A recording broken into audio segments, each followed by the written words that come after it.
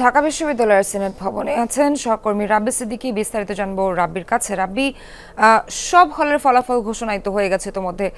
আনুষ্ঠানিকভাবে পূর্ণাঙ্গ ফলাফলটি কখনো ঘোষণা হতে পারে এবং সবশেষ কি জানতে পারলেন এই বিষয়ে আমাদেরকে জানাবেন।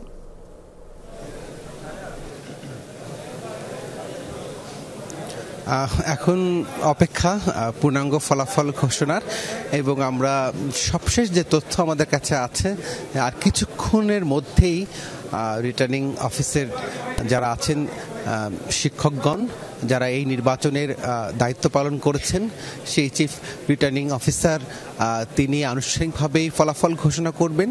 এবং সেই সাথে এর মধ্যে সিনেট ভবনে ফলাফল ঘোষণার মঞ্চে উপস্থিত হয়েছেন মানে অনানুষ্ঠানিকভাবে যে ফলাফল এসেছে সেই ফলে যারা এগিয়ে আছেন, ছাত্র শিবিরের এখানে আছেন সাদিক কায়েম এবং সেই সাথে এস এম ফরহাদ, ভিপি এবং জিএস, এবং দুজনেই কিন্তু কিছুক্ষণ আগে এখানে এসেছেন।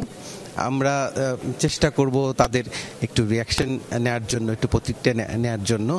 একটু যদি জানতে চাই যে এখন পর্যন্ত একবারে আনুষ্ঠানিক ফলাফলের পর আসলে তারা প্রতিক্রিয়া জানাবেন। একটু সময় চেয়েছেন। এখন একেবারেই শেষ মুহূর্তের প্রস্তুতি আমরা দেখতে পাচ্ছি। সিনেট ভবনে ছাত্ররা আছেন, ভোটাররা আছেন এবং সেই সাথে শিক্ষকরাও আছেন, এবং আর কিছুক্ষণের মধ্যেই এই আনুষ্ঠানিক ফলাফল কিন্তু এই মঞ্চেই ঘোষণা করা হবে। সে পর্যন্ত আমাদেরকে অপেক্ষায় থাকতে হচ্ছে। রাব্বি, আপনাকে ধন্যবাদ।